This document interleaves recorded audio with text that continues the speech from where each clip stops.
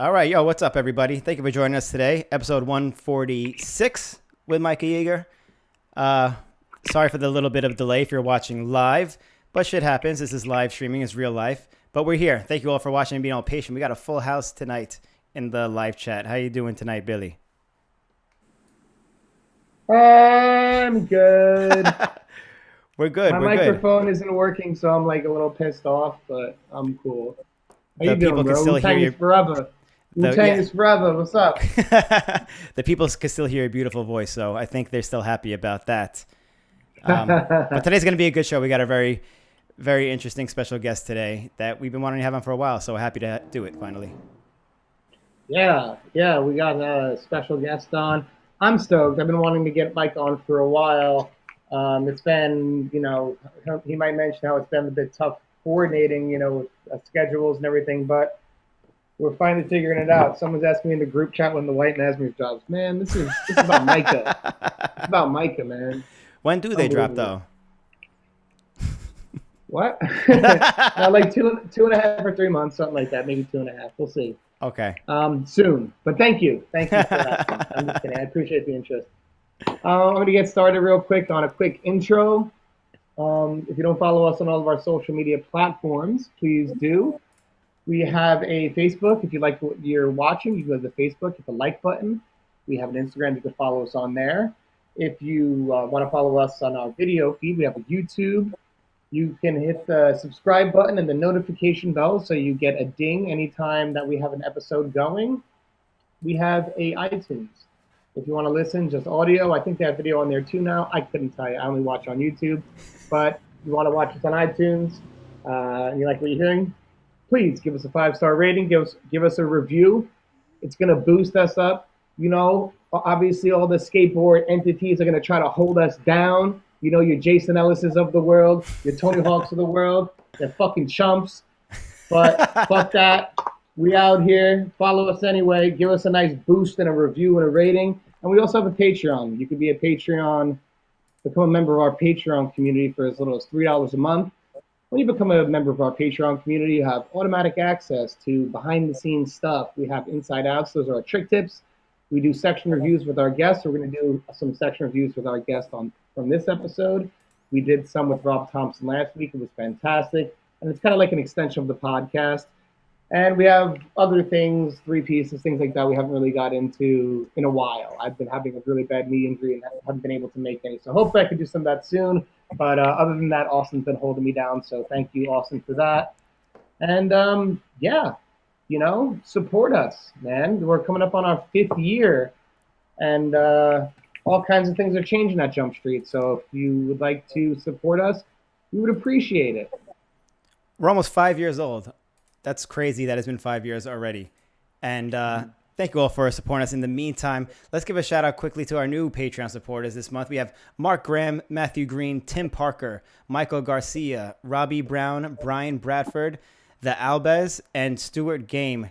Thank you all for joining our Patreon. And every month we do a supporter giveaway with everybody who supports us, no matter how much you donate in the Patreon. Why can't I find the wheel? Wheel, where is the wheel? Here we go. Boom. So we put all your names into this lovely wheel here, spin it, and you get to win one of whatever you want from our online store, whether it be a t-shirt, a hat, a mug, whatever you want. And this month's winner is, what does that say? I can't see it. Try to say it. Shepostakud. All do right. you want to try saying it or no? Nah. Okay. I just wanted to hear you say it. We'll hit you up. Thank you for supporting, so you could win one of whatever you want, and we'll ship it out to you from our online store. Thank you so much for supporting us. And we have a WTF this week brought to us by Patreon supporter, The Albez, new Patreon supporter. This WTF is, I didn't show you this yet, Billy. Felicia Sturgeon, a.k.a. Free Fall Fish on Instagram. Have you seen this before? By any chance? Look how crazy this is. She is straight up, I don't know what building or city this is. She's straight up base jumping with skates on, and she's doing like flat spin stale 540s, misty flips off a building in the middle of a city. This looks so insane. I feel like this is something that you might do, Billy, because you've been skydiving and shit before. I mean, that's something I've been wanting to do forever. You know, you see like obviously like all like the rich ass skateboarders like Danny Way like do it like off like the freaking Great Wall of China and freaking they're like, you know, launch the grind to like base drop into like the Grand Canyon. Did you see that one? I did not see that one. That's insane. You didn't see that? Some dude No. like launched and base dropped into the Grand Canyon. I've always wanted to do that on blades, man. That seems fun. Where is this? I want to go here and do this. Yeah, I don't know. I only like glanced quickly at her profile just to see like if this is what she does. I guess she's like a base jumper, but this is crazy. That looks so I love fun. that. Even though like I probably would never do this, that looks so fun to do. But Faking I front foot. You would never do that? I don't know. I've never been skydiving or anything like bungee jumping, nothing like that. It's not really my thing. No. What do you mean? You gotta try it, man. What do you mean? If the opportunity You gotta comes, if the opportunity comes up where I get to do something like this, and we're like all with the homies in whatever city this is, and they're sending people off this building with parachutes and skates, and I know I'm not gonna die, I'll do it. Only if you do it too, though, Billy. Yo, a fakie front flip would be sick on that. I think that'd be dope. Anything would be sick on No, that. but fakie front flip. Think about how sick that would be. Yeah, that would definitely feel a lot better than like a gainer or something like that. Hell yeah. Yeah. Let us know in the Gainer's, like, comments the if you're obvious into one. that. Let us know in the Yeah. comments if you're into that, if you want to do that. But shout out to Free Fall Fish for that crazy, insane, and unique WTF this week. Hell yeah. Yeah. So someone said in the chat, call Red Bull. You seen that thing Red Bull did off with the freaking? Hot air What was balloon? it? It was a hot air balloon. Yeah, the bowl hanging from the bottom of the hot air balloon. And it was a biker, right? BMXer or something like that? Yeah. Did like a stall too, like a peg stall. I guess would be the equivalent of like a fish brain stall on rollerblades. But that was insane. No tether, right? Or harness or anything like that. No, he had like a like a parachute on. Oh, a parachute. Okay, so A backpack. that's still pretty crazy. That's not so crazy, but it's just hilarious. Like Red Bull is hilarious. Like they're just like so. It's almost like a parody. They're such like they're like a cartoon. Yeah. Like the Red Bull. They're like, yo, let's put like a freaking bowl on like a hot air balloon. Like the amount of like money they have to blow on stupid shit is just hilarious to me. Red Bull But, is like this your super like rich friend who just like grew up with money from their parents and just spends it on stupid shit. And like the next week Yeah. they just show up with some like a new car, new BMW. Like, are you crazy right now? And that's Red Bull pretty much with all their budget. I'm shocked that even one person buys Red Bull. That shit is garbage. Like the fact that, and it just messes up your stomach. It's so bad for you. And they're making, there's so many of those that they can do that. Hey man, I cannot knock the hustle. Respect. I actually like Red Bull. I prefer Monster, but I do like Red Bull. It's not good for you, man. You put it on Oh a no, car. it's horrible. It's horrible. It's all that shit's horrible for you. But Yeah, put my older brother in the hospital. He had to stop drinking it. yeah, I had a friend whose He was wife was drinking a like nurse. 3 a day, and then like it was tearing out the lining of his stomach. So he was like, "Don't sue me, Red Bull." But 3 a day like, is it's not crazy. good. Three- 3 a day is a lot, but he was like construction worker and just like doing that instead of coffee, and just then 5 years of that he was messed up. Anyway, diabetes too. But yeah, let's keep it moving with our show. We do want to give a quick mention to one of our brothers who we lost the last few days, Ben Weiss. If anybody knows anything about skating in the last like couple decades or so, if you've been to any, especially like big contests in the States over the last few years, you know who Ben Weiss is. Always a wild guy, throwing down hammers, left his mark on anybody who met him. But we're sorry to hear about his loss a few days ago. So wanted to make sure that his family and friends and everybody are doing well, and we're gonna miss Ben. yeah, this was a big one.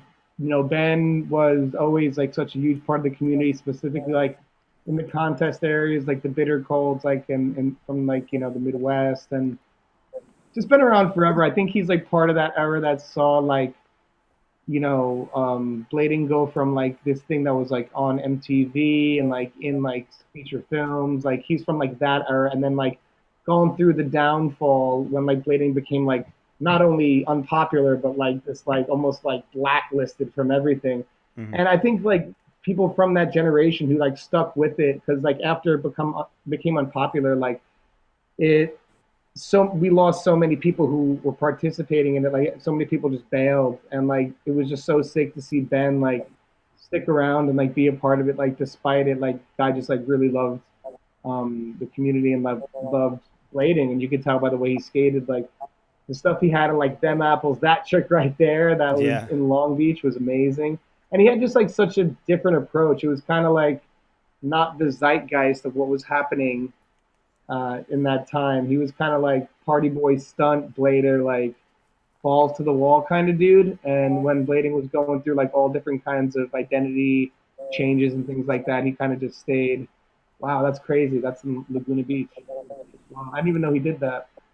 Um, yeah, so huge shout out. I saw him at the last Bitter Cold, and I know he was going through a lot of stuff like the last few years of his life. Like, anyone who knew him for the whole time was able to recognize he was going through some like tough things in life. But you know, still the guy's a legend and just a lot of love, big love to Ben Weiss, R.I.P. And I think it's important to keep these guys in mind, Yeah. like not forget these dudes. Yeah, definitely. Ben Wise will definitely live on. The Ben Wise show will definitely live on at every contest. I hope somebody does some contest coming up does like a Ben Wise show kind of tribute or award or something like that. He was always the guy trying to do the biggest shit at any contest. So the Ben Wise show will live on. We're gonna miss you, buddy. Much love to your friends and family. Rollerblading community is feeling it right now, but always be Yeah, remembered.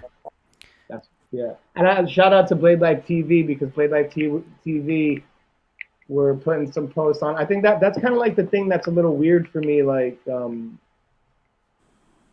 feel like people from back in the day knew Daily Bread was like a centralized area where you could like find all of your blading news, and it's not so much centralized anymore. There are all these like different areas where you get your blade information from. There's like Instagrams and YouTube channels, Yeah. and yeah, I don't know. I felt I was like I feel like this isn't being said as much. I didn't feel like many people were saying too much about Ben's thing, or many people even knew. So yeah, R.I.P. Ben. He's the man. Roland Priest, brother. All right, everybody. I guess we'll keep it moving with the show. Let's get our guest in here, our very special guest. Everybody, please welcome Micah Yeager. There he is. Thank you for patiently waiting during our intro. Yeah, I mean, it was long. No, I'm just kidding. But yeah, Ben, I didn't know him very well, but it's never good to lose someone, of course. Yeah, yeah, Definitely. yeah. He was from like I think like when you were in your heyday, he was around for sure. He's like one of Yeah, the older guys. I think he was there whenever like Elliot and Mac McMeans were like, "We want you to ride for Razors." I think he was standing right there. So Oh, Damn, damn. We got to get into that. We have so much to get into with your history, but thank you for taking the time to join us today. We've been trying to do this for a while. You and I have been playing a bit of a game of phone tag, going back and forth, but glad we were both finally able to find the time where you were available to talk and we were able to get it done. It can be tough with schedules as you get older, but super happy to have you on. well, Um, thanks, I'm not sure if you're familiar with the show. If I could guess, I would say you probably only caught a couple at best, based on how I yeah, know you. Charles Yeah, and Rob. yeah. But a lot of the time we like to just start off with someone's like introduction into like maybe the beginning of their life and also how like that played into their beginning or introduction to rollerblading. So I remember meeting you back in the day at Eisenberg Skate Park when I was 16 years old, like very long time ago. And I remember I went back to New York this before you had any sections out, and I was like, this guy Micah is so good, and I was like, watch, you're gonna hear about this guy. And sure enough, a year or two later, you were like having sections and blowing up, and I was like, see, I told you, this guy Micah. So how did you get into rollerblading? What was your introduction story, and how did you get introduced to it? Well, I mean, where I grew up was like the end of the railroad. If you look up Port Lavaca on the map. Um, but I got into skateboarding first. I've always skateboarded. Um, my brother's best friend, Aaron Ochoa, started skateboarding, and my brother started skateboarding. So I got into that, and I was skateboarding for a couple of years. And then a friend of mine moved back into town by the name Jonathan Hobazal. And then me and a friend of mine named Michael Garcia were skating some spot in my hometown, and he comes skating up, and he has tarmacs, you know. So I was just like, "Oh, what are you doing, Jonathan?" He's like, "I'm rollerblading." I was like, "Yeah, but what do you mean?" You know. And so then I just went to his house one day, and I tried him on, and I tried. It was kind of rainy, so he made me try on Blade Runners or something. And I did like a sole and a front side the first day. I was like, "Oh, this is fun." First day, solo and a front side already? Yeah. Damn. Billy was right about you. Like righty sole, lefty front side, you know? Yeah, that's pretty impressive for the first day. I definitely wasn't grinding on my first day. I think most people weren't. Yeah, and it was one of those skates without a sole, too. So I was like, "Oh, I could do it." You know? Yeah. Yeah, and then oh, go ahead.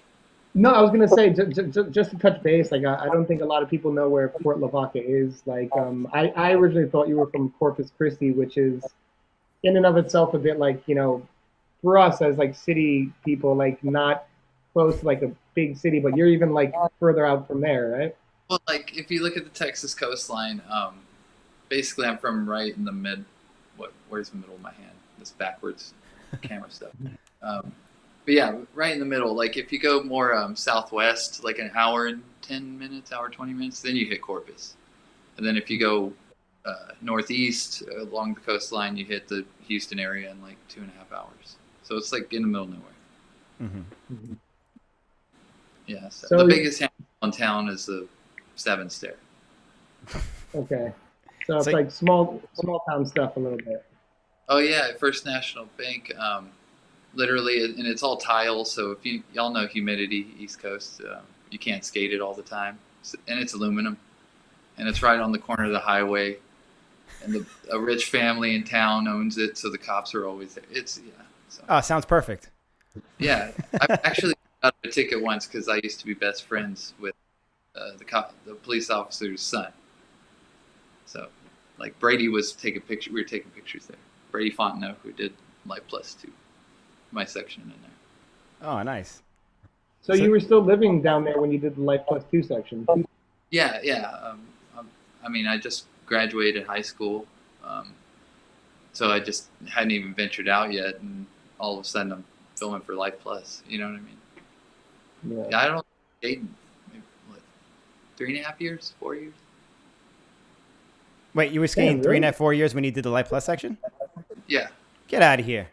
That was one of my favorite sections back in the day, and you were only skating for 3.5, 4 years? Jeez. I started in '97, started filming it in early 2001.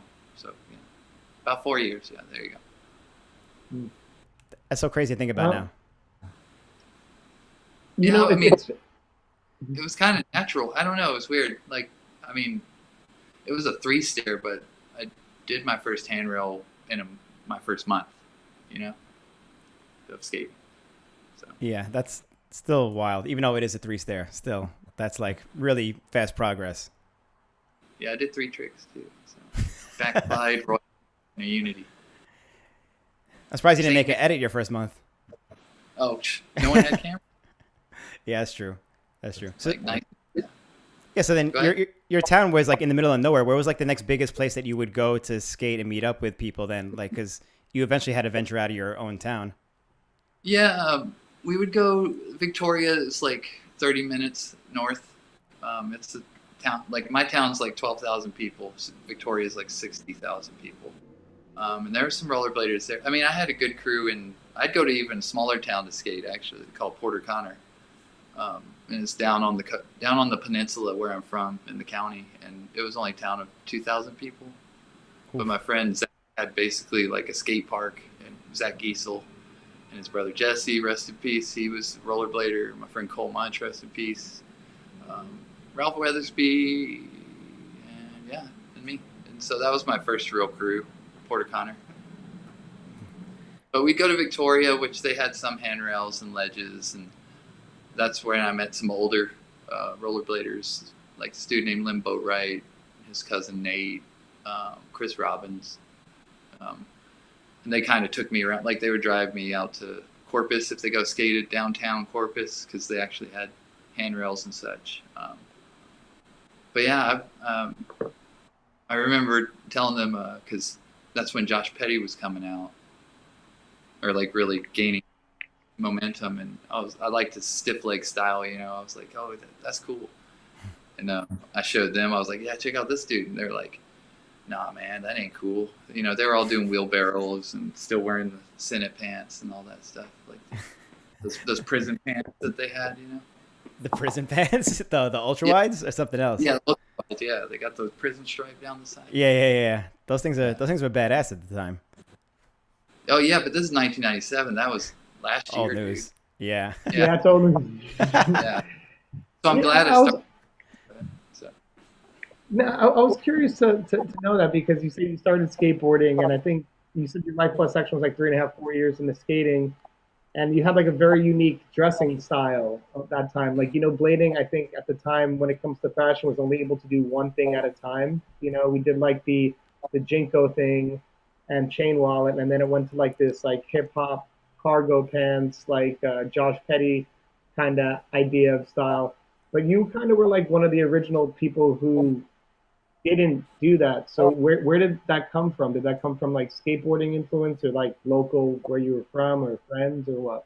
No, basically me and my brother Keenan were always like rock and roll kids, music kids, punk kids, whatever you'd call us, like I remember my brother, he told me, hey, I was like 10 years old. He's like, hey, there's this guy, he's like a punk Elvis. You got to get his band, Misfits. So I got a Misfits cassette.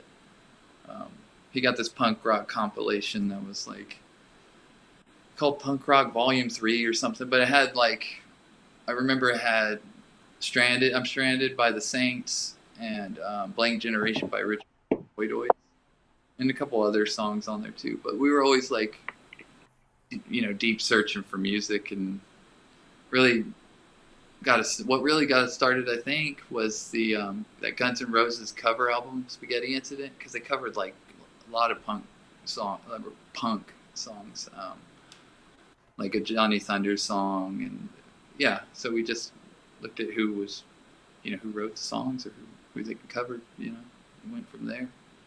I mean, when you're a kid, you dress like what you think, like if you're a skater, you're like, oh, skaters are supposed to wear this, functionality, you think it applies, but then one day you just kind of take a step back and you're like, no, that isn't comfortable, I guess, for me. Yeah. I don't explain it.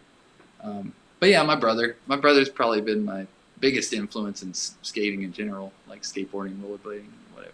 So he's older skateboarder dude. He was sponsored, so he was Flow for like America and I think Volcom back in the day. It's pretty impressive. I feel like skating didn't have like much of a cultural impact like within itself, because like after the 90s, like stuff like Senate and like a lot of big clothing brands kind of died out, and even now there's not really many, if any, clothing brands in skating. So it's just like whatever we're inspired by outside of our sport that we dress like, I guess. I remember when there was like 2,000 t-shirt companies. Do y'all remember that? Yeah, that was like the mid 2000s, definitely, right? Yeah, but yeah, I mean, well, and it's funny because overhead is soft goods is it's like, I mean, that's where you make all your money anyway, so it's kind of interesting. Mm-hmm. Yeah. Or more money. Anyway. So was music always like a big part? Played a big part in like your style thereafter? Like once you like kind of broke out of like the uniform, was like your inspiration mainly from like that and music? And I know you played. I don't know if it was like from back then too. Did you play back then? Well, I didn't like. I messed around with it. Like I didn't own my own guitar. It bugged me. My brother played guitar. All my friends played guitar. Like from back home. Or bass or drums, but I would just mess with their gear, whenever we're just hanging out.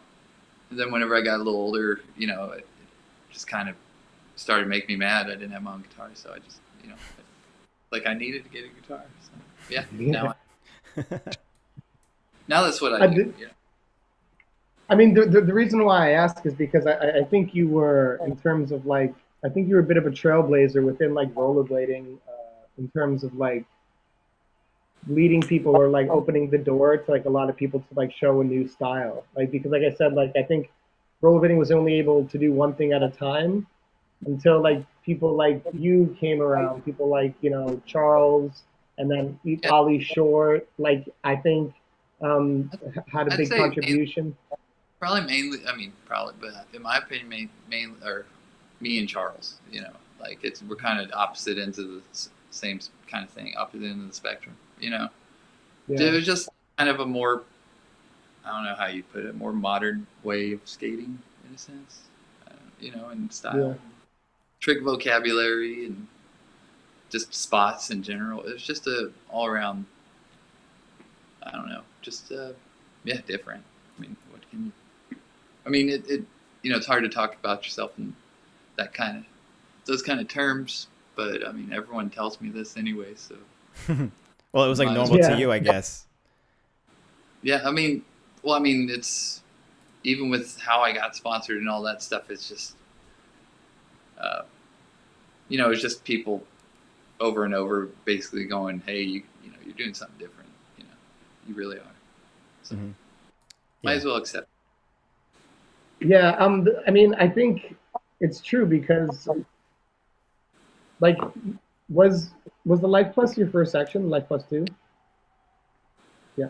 So like Like, that one, that's kind of what I mean. Like not only was like at a different dress style, but like you said, like it was like I think it was at the time where there was like a lot of just handrails and blading gaps, and like you were coming, and it makes sense that you say you skateboarded first because that section is incorporated what a lot of people are kind of trying to do now. Like, in terms of with like the toe rolls, the alley heel rolls, there were like a ton of unorthodox tricks in there, like different negative style tricks in there, like just like a wide variety of things that were kind of like taboo or like faux well, pas like back in the day, or at the minimum not really explored. But yeah, oh yeah, yeah, no, no, exactly. But I think like people like well, me and Charles, like those kind of tricks, we made them look normal. You know, like they mm-hmm. looked like it was supposed to be in the section rather than like hokey or novel. You know, Definitely. Hmm. um, it's weird to talk about rollerblading like this, um, but yeah, it was yeah, it was. I'd say me and Charles during that time were, you know, and people you could obviously see the trail of influence after the fact. I mean, Hmm. a lot of some pro skaters changed the way they skate after that. So that's Yeah. So, you what know, other inspiration did you have from there? Because you talked about Josh Petty. It seems like Josh Petty was like one of your first like influences through skating, but it seems yeah, that since the Life Plus was only 3-4 years after you started skating, like it transitioned a lot into your what your style actually became. yeah. I like. I mean, I like everyone. I liked a lot of skaters. Um, the first thing that really took my attention, I remember my friend had. I can't remember if it was Team Paradise or Inline Skater magazine, and on the back was a Rosie's ad with Roadhouse, and he was like 15 in pro, and I was like, oh wait, you could be young and pro in this, you know? Like I was like, that's pretty interesting, you know? You don't see that anywhere, and actually be good, you know, considered good. Mm-hmm. And you know, I liked how Randy skated. I mean, it was just I don't know, just kind of stock, you know what I mean? Um, Not in a bad way. Like I don't know how to describe Textbook. it. Yeah, yeah, yeah. But also, I like people like Leo Vanos, um, Matt Andrews, um, John Elliott. I liked how he skated too, of course. Um, Charles, um, but I didn't. I didn't. I'm still the same with like even playing guitar and stuff. I can't like just play like someone, or I can't skate like someone. I don't even try. You know what I mean? Mm. Hmm. Oh, Like that's a cool perspective. And I'm sorry to cut you off because I know you're in the middle of explaining it, but I kind of wanted to grow on it. Like, was there any, like you said, you can't try to skate like anyone else. You got to skate like you. Was there any like trepidation, like when you were first like about to introduce like these clips to the community, because like there was this blading standard and you were kind of doing something that was a bit different at the time, with your Wow. spot selection and your trick selection and your clothing selection. Was there any like, I don't know, or like was there any like anything like that? No, Like from other people or within? from you. Oh, no, not at all. I mean, if you don't like it, I don't give a shit. You know, I've always been that kind of guy. Me, me and my brother grew up like in an all Mexican neighborhood, so it's like you got to get thick skin. You got to toughen up. Anyway, Yeah. so, like what? I guess the question is like people not getting what you're doing, or just being ignorant to it. Like, I mean, what does that even matter? I don't Right. know. Mhm. But I don't know. I mean, I had 'Cause, like, reinforcement from the sorry. pros. I didn't like who gives a shit. It's like, Yeah. okay, well, Drew Bacharach called Brady Fontenot on the phone to get a section from me, so I must be doing something right. Yeah. And John And that wanted ground control and razors. I mean, not 2 my so own th- horn. no, so that like I was actually curious to get into that, like how the Life Plus thing kind of happened. So like for those who don't know, Life Plus was like a video series like that kind of came after Daily Bread, that was similar to that Daily Bread, that had four people, main content producers for it. Drew Backrack was one, James Reedsky, B. 3000, I think, and was it Corey Casey? Was Yeah. the other one? Yeah, and so yeah, how did the whole Life Plus 2 thing come to be? Well, yeah, I was filming for a video. Well, not really filming for it, actually. Brady was like, I wanted you to do a section. But yeah, I met up with Brady and we filmed some for a video called Substance. Matt Nichols had a section, Rob Thompson, and then all throughout like Southern Skaters, Louisiana through Mississippi, on up to Alabama. And I just had some clips in there, and like literally it was just out of the blue one day he's like, hey, Micah, they want you to do a section for Life Plus. And Life Plus was like the hip new DVD, like you were automatically made in a sense, like the mafia kind of. So I was like, okay, I don't know how to do that, but we'll just go film. So it was about like 3 or 4 extended weekends, so maybe 16 days of film, something, 12 days, I don't know. But so we went to Austin, New Orleans, Jackson, Mississippi, and Birmingham. And that's whenever I started hanging out with Charles too, and all the rejects, or what would become rejects dudes, But yeah, it was just out, it was like rookie of the year. It was like, all of a sudden, I'm going to be in this video. I remember USD had a stop in Corpus Christi at some skate shop down there, and I went down there and like I think it was Louie and Randy were already, oh, you're that Micah kid, we heard about you or something like that. And I was like, what?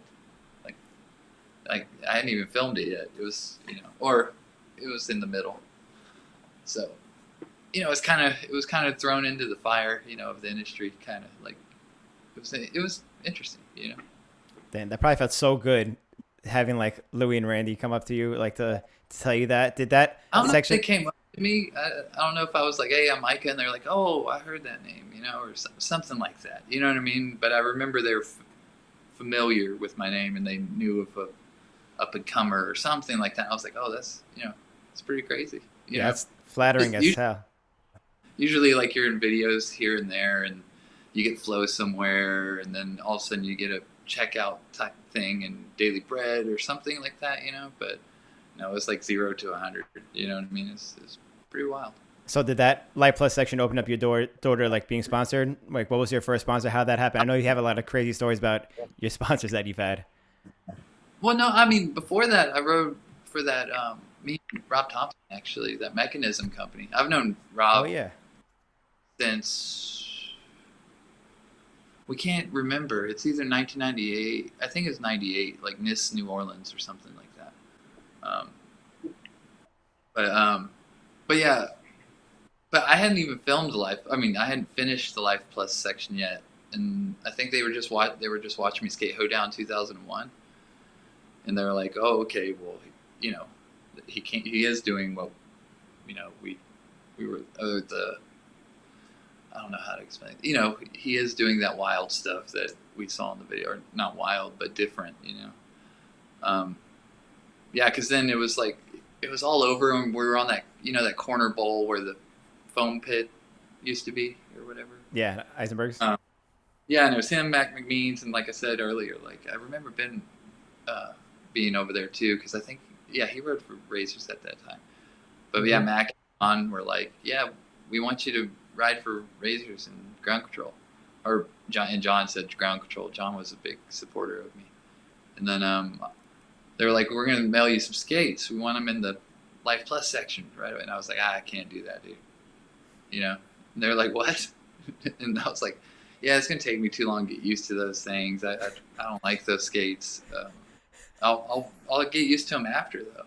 And they were just like, "Who the fuck is this dude?" You know? Kind of thing. But I was just being honest, you know? Like, I mean, it took me a while to get used to. I never liked those skates. The Like, Razors? honestly, yeah, they just didn't fit me right. You know what I mean? And like, they weren't. I mean, I always loved Solomon's. Like, honestly, like once you have that comfort, and then you go to a flat boot, or what do they call it now, cold boot. You're just like, oh, these are old school. You know what I mean? They just. But I got used to them, and then I hated Genesis's even more. You know, so. I remember. I was like, "Can I just skate the old ones? Y'all could make 2 different ones, you know." Like, and he was like, "No, we're going to the new boot." And I was like, "Shit, okay." But Was you know, thinking about you skating the Razors, I don't know why, but the first trick that comes into my mind is like the alley negative acid that you were doing on that like rusty rail that you had to like saw off. And it got me to thinking, like, it seems like spot selection for you was like always like a very, like, the spots you skated were always so different from what everyone else was skating at the time, and like just how you went about your skating was spot selection like a big part of what you were doing, or were you just skating what like was like near to you in Port Lavaca? yeah, no, that spot was actually in Jackson, outside Jackson, Okay. Mississippi. But no, I mean, if I liked the spot, I'd film on it. Like, I was terrible at filming. Like, I hated filming. So like, I'd rather document a time period. You know, back then, for me, it was more about like I mean, it wasn't spot selection. I mean, but certain tricks, if I wanted to do them, you know, it'd require a certain spot, you know, or a certain type of handrail or ledge or this or that. But I was more concerned with how I wanted my body to look in tricks. You know, I was always conscious of that. Like, you know, I thought this made you look cool if you did the torque this way or you did this trick that way. And some tricks I just, like, I didn't think people made them look cool, and I thought I could, you know, like negatives and toe rolls and stuff like that. You know, I just thought they could be standard tricks. Why are they considered novelty? That's true. Yeah, it's like not too common. There's not many people out there, at least in my opinion, that make negatives and like toe rolls and stuff look good. I think the control is like the most part about it. But when you're like a great skater, just as far as just skating alone, you could do those tricks really well, especially the rolling ones. And you were one of the people that pulled that off really well too. No, yeah, thanks. It was just, I don't know. You can't really intellectualize it, so you know, this. But I think with things like you said, like it shouldn't be novel, but at the time it really was, like a lot of those tricks that you were doing. And I think when they are novel, then it's like you don't understand what's happening because you haven't like experienced it. Like, for example, like when everyone's trying True Mizu, when True Spins first come out, or True Machio, you know what it is. But when you're watching like an alley, you know, alley pure roll, like 180 alley pure roll to forward, like, for me, like the trick kind of just, I saw it and I was like, oh, that's cool. And it kind of just passed. And then like years later, I was trying it and I was like, wow, this is actually like much harder than like when you put it into practice. Like, So I think a lot of that might have happened with your skating because you were doing like a lot of new things that people weren't doing, and then years later when people came around to trying those tricks, they were like, "Whoa, these are like some real tough maneuvers," you know?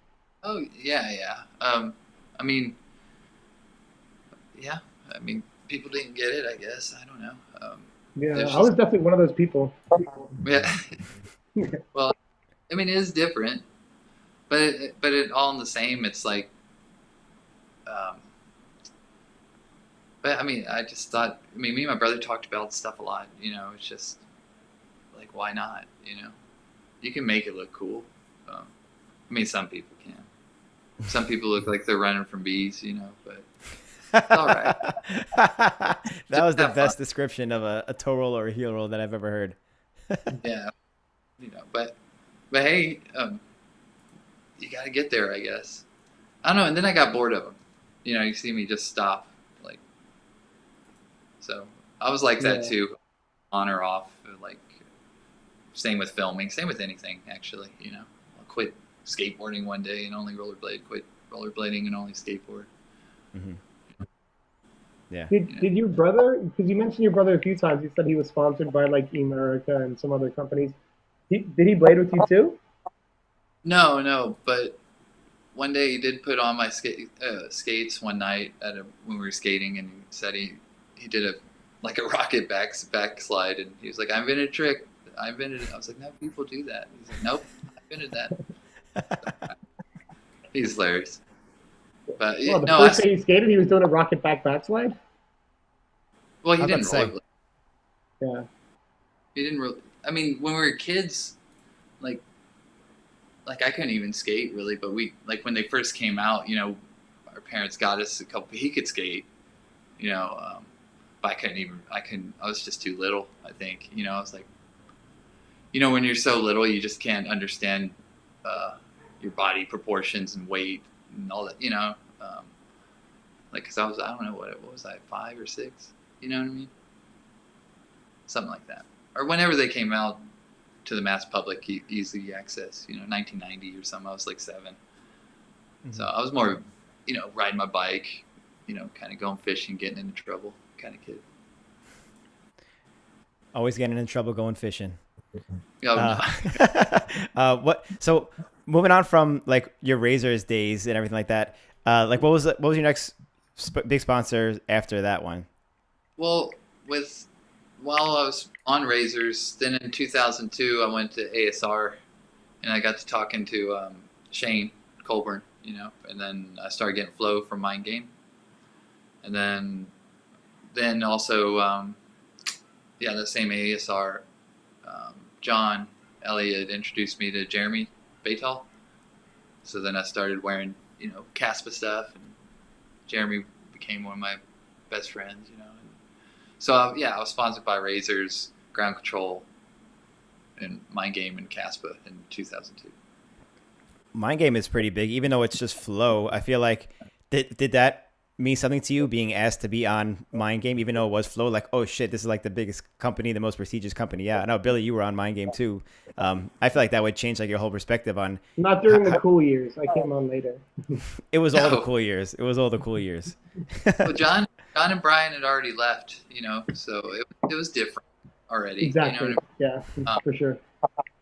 But yeah, you know, of course, getting Mind Game packages, and all my friends, you know, they're like, "Oh, crazy!" Because Shane would hook up the packages and be like, I don't know, like 10 sets of wheels, 4 sets of bearings, 5 shirts or something, you know. And I was just flow.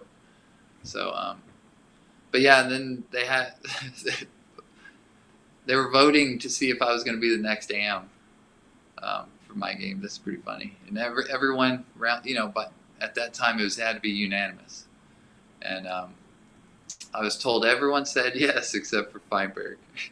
I didn't get on, but it was cool. I mean, whenever I thought about it, I was like, I can't film for one of those videos. Like, yeah. And then later, I don't know. I think what's up? I think it would have been interesting to see what a mind game section of you would have looked like. I think it would have fit in pretty well. Yeah.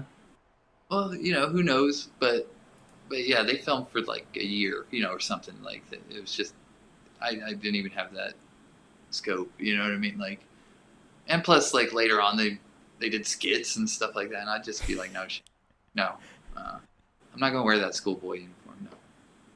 Billy yeah, did yeah. The schoolboy uniform. I didn't wear that. No, not the schoolboy No. one, but you did the skits, like the. I did a skit. Yeah. I did a skit. I had to act like Aaron Feinberg could have beat me up. You know, that was tough. Yeah. That was tough for my ego, especially being a New York kid. I was like, all right, bring it. You were like, what? You didn't want Micah on the AM team? I'll show you what's up, Aaron. And it's funny because we had Aaron on the show before, and he said that, was it Dustin didn't want him on Mind Game? He says something like that, where like... Dustin didn't want him on back in the day before he was on. And then, yeah, like it was unanimous. We had Mike Johnson on in the past, and he said the same thing. It was unanimous. Everyone said yes except Aaron.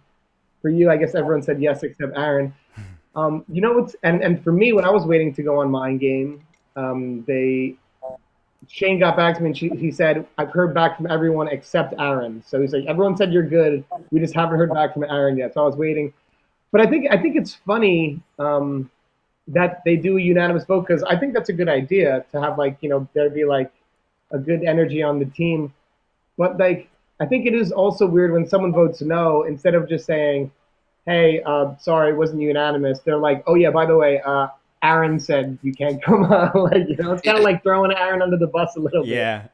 Shane didn't tell me. I'll tell you that. So. Okay. So you found out through the grapevine. Yeah. Oh, so that's. But it was what it is. I mean, I didn't really. I mean, I was kind of like, well, you know, well, fuck that. You know, that sucks. But then on the same side, like, I didn't take that kind of stuff seriously. Like, it was kind of random that I was there anyway, so I was just like, oh, cool, whatever. They're starting a 4x4, so I'll just, you know, ride with them, at least flow or something. So yeah. So how did that work when so Rattero was starting a new wheel company, and then it's called 4x4, and were you involved in that? I wasn't like involved, but John wanted me to ride for it. John always was a big ambassador of my skating, and I don't know, he just liked how I skated a lot. He always wanted me to be affiliated with projects that he did, you know, and like he thought I was like, I don't know, like projected like what he liked about skating, you know, with other people, of course. I wasn't the only person, but yeah, that's why I was always associated with those, like Vicious later, you know, that kind of thing. Mm-hmm.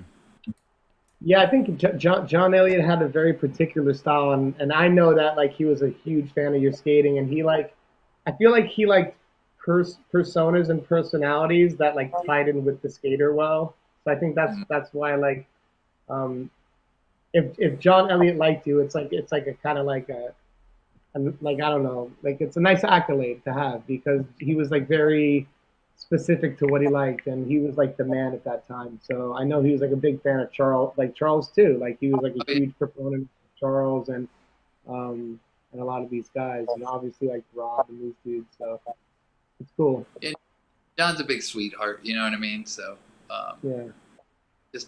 so it was really cool, you know, to have someone like that just, you know, be like full force and supportive in a way in the industry. You know, it's such a big name in the industry too. But yeah, and then, you know, once you're in there, it's kind of weird. Like, then all of a sudden you're talking to everybody. You're going to these video premieres. Everyone's going good game after, you know, even if they didn't like your section, but or didn't get it, or anyway, it didn't matter. You know what I mean? It was cool just to see people. But yeah, and then you just start to meet everybody and get to know people, and like, and that's whenever that transition happened. I was just being flow for 4x4, and John wanted to give me a pro wheel. I don't know what, I mean, I think Brian vetoed it, like, maybe because I don't know. I was a bit of a hard ass back then, and and like, I would speak my mind all the time. So, I mean, not much like different than today. But. Yeah. Yeah, I can see that. This is 20 years ago. You know what I mean? I mean, what does it even matter? Yeah, no, I like, you know, like, we're all different. I could totally see that because you guys are all like your own individuals, like you, Brian, and John. Mm. Um, yeah, I think a lot of like what made John like people too was like the music, and I know you told me like you picked all the music to like all of your sections, which was crazy to hear because I remember like maybe my first like I don't know 8 sections. I didn't have like a say in any of the music that was in. I would just like give all the footage to like whoever I skated for, and then they would like make the section. That I'd be like, a lot of the time I wouldn't like it. Sometimes I would like it, but you know, I felt like that was an aspect where I didn't have much control or thought over. I remember seeing like your, I really loved your Life Plus Two section, like the Billy Idol Rebel Yell thing. It was just such like a unique take on like the what Brady was at that time, and it just Well, like made yeah. Oh, sorry. oh, no. That was like a nod to two things, kind of, because I don't know if you've seen the movie Legend of Billie Jean. I did not. It was filmed down in Corpus Christi, and it was like the only movie filmed down there, you know. But there's a scene in the mall where they play Rebel Yell, and there's a chase scene. But you know, so it was like a nod to South Texas kind of thing. Damn, you know, that's like, cool. Mm-hmm. and then also I love Generation X, like the band that Billy Idol was in before he went solo. So it's just kind of like, you know, nod to two things. I did that with different sections. Like whenever I used Velvet Underground, that was kind of a nod to me and my brother, you know, being brother, because he got like this Velvet Underground CD when I was like 15 or something. And it was a compilation, and it had that song on there, Can't Stand It. And I just remember, you know, playing it in the car. And then, like, when I used the Clash, Lost in the Supermarket, that was a nod to my wife. Because she, not made me, but she wanted me to borrow her Clash CD, her London Calling CD. That's nice. That's cool. Yeah. But yeah, I picked everything. No one's going to know how to represent me other than me, you know what I mean? So it's like, what are you going to put on there? Like, Radiohead for the 15th time during that era? That was. You could do 311. You know, I don't know. Sublime. Sublime. But it's also cool that you have like the editors be willing to I was about to say that. You know, work with you on that. You know, because like I said, like I didn't. For me, like I didn't even know I could have that kind of autonomy over one of my parts. I was just like so grateful at the time someone was filming a part for me. I'm like, oh my god, I'm gonna have a part here. Here's my clips. Like, you know, don't even like, and however it comes out, I was like, that's cool. But it's cool to have that relationship between like you, the skater, and the editor to be able to like have that idea. Well, it might, yeah, little that, little of like, well, no, I'm picking it. Like, you won't get any footage. Yeah. Oh, I don't know, you know, because music's you know, it's a big part of your section, you know. Right. Like, you can have the best footage in the world, and you just have just some song that, you know, because video editors a lot of times like music that is radically different than what you like, to put it nicely. Mm-hmm. So yeah. So is it fair to say that like you weren't? I guess for me, like I was like kind of grommety in the way where I was like, oh man, I'm getting a section, but like you were like, it seems like you weren't too concerned whether you got it or not if you didn't get it the way you wanted it to be. Yeah. Well, because I mean, I think it got in my head like with the whole like, you know, reaching out and like they think I'm doing something special or something different and interesting. It's like, well then, you know, this product or whatever you wanted, I guess, but under my terms, you know what I mean? Like in that kind of whatever I can control, you know what I mean? You're like a manager. I want to honestly represent how I view things, you know, like your view, you know. And I don't want anything else to kind of soil that or, you know, anything like that. Yeah, there's nothing worse than like looking back at sections you had and you're like, put it on mute when you watch it because you're like, that's not my style. I remember like when I first really got to know the Kelsos, I was like, oh, you guys are big. I'm like, you guys are huge hip hop heads. You guys been skating to like punk rock for the whole time I've known you, because Majet made their sections and he was like more of a rock guy, so it is like half of like what your section is. Like, you're skating, your personality, the music reflects who you are. And I was not watching, but going through a lot of your old sections to prepare for our section commentary that we're going to film after this for Patreon. And I didn't realize how many sections you had, and you had a lot to choose from there. But which section of yours was your favorite, or you felt like represented you the best? I'd say two. Like, I mean, my Life Plus one, it's like whenever you're green, you know what I mean? And you're just kind of figuring it out, like what a section can be, you know what I mean? And but then I just liked all the tricks in it too, of course. But then the one that represented, I guess, like looseness and stuff, or that kind of side of my skating was Road to Nowhere. I mean, it was just a fun time, It was like really fun time. It was like 2004 into 2005. So, me and Brandon and Sean Santa Maria were hanging out every day. We're like brothers, like we'd get pissed off at each other all the time, and, that kind of thing, but having fun and hanging out at the Westminster House. I don't know if y'all ever visited there. It was yeah. A lot of people live there.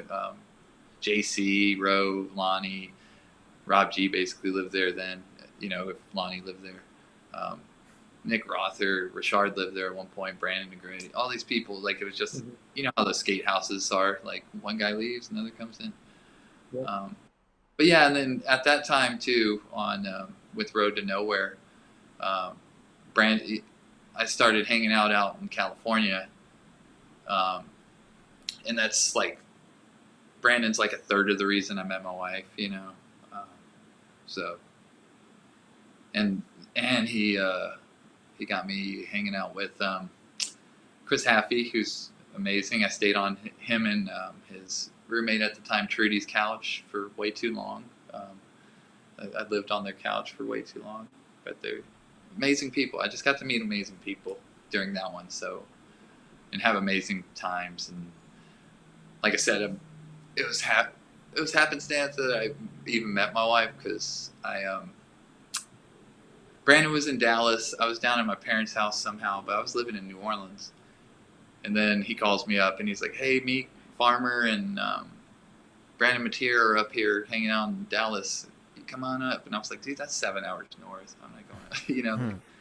And then he's like, "Oh, we'll stay an extra night." So I went up there, and I promised him, like, drunkenly, that I would help him drive back to California. And then that night I cut my foot on glass, like pretty bad on my heel. And I remember bleeding waking up and there's blood all over Jason Reyna's carpet. But then, so I ended up just helping him drive back. And we get back to his parents' house, and we're just sitting around. I was like, "Take me to some thrift stores. I'll find some clothes," since I couldn't skate. And I was just bored. And so there's one on the side of the highway, and I was like, "On the way back, let's go to that, like, Salvation Army or something." But then, we went in there, and she came up to me, invited me to a party. And 19 years later. Here you are. 19 years and one kid later. One kid, yep. So, yeah, I'd say that one, as far as times go, and just gaining all those friends, through, just hanging with Brandon and Sean, the Westminster House, staying with Chris and Trudy, and then hanging out with Randy Spicer all the time, or go to the Esco House, or, it was a cool time. It was a really cool time. So, I mean, all of them were cool, but like that one's like I met my wife, so there you go, life changing. Yeah, that's cool. I was gonna ask how you, because I know for a lot of your sections, like, you were skating around like the Southeast, so I was gonna ask how you like initially got to like meet Charles, Sean, and all these guys. But I was also curious how you like ended up meeting with Brandon as well. How did that relationship end up cultivating? Brandon's is easy. It was hoedown, but like starting to skate with people from the Southeast. Well, that started with my friend Anthony Medina, because I used to skate with him all the time. Anthony's cool, great style. He'd be interesting on here. But yeah, he was trading footage with a guy named Pat Reedy out of Lafayette, Louisiana, and Brady was from Lafayette, and then so we skated with them. They both made their separate videos, and then we all hung out at like Hoedown 2000 together and stuff like that.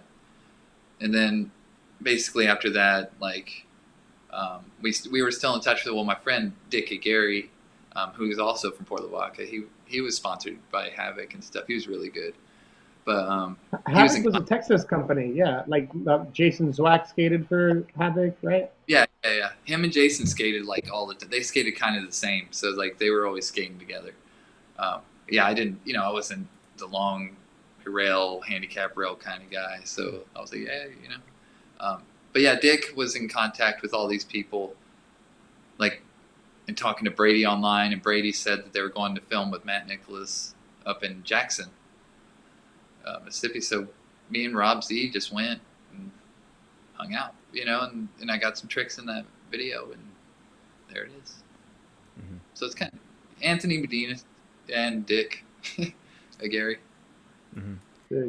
And you, my bad. No, I say you film with like so many like filmmakers because you have so many sections throughout the years, and we keep talking about Brandon Negretti, rest in peace. And he's, he made a lot of pivotal videos during that time, and the skaters that he got to skate in his videos, so the crew, the vibe. Like, I'm not surprised at all that he said Road to Nowhere, because the vibe of that video, the feeling that you get watching that video with everybody together, like, it's different than a lot of other videos out there. I was just gonna ask what it was like filming with Brandon, and what if you had like any specific stories or funny stories or anything like that about filming with him. Oh yeah, Brandon was funny. But yeah, how I met Brandon. Let me get back to it, because someone told me he wanted to talk to me at 2003 Hoedown. So I went up to one of the hotel rooms, and that's where I met Brandon Campbell too. They were just in there, and he was just going, "Hey, I want to make this different video with different people," and basically was telling me it would validate his video to have me in it, which, I mean, in that way, yes, it would. You know what I mean? Because I was kind of one of those forerunners of that whole thing. But I couldn't film with someone I didn't get along with. You know what I mean? And he was just goofy. You know what I mean? He was just joking.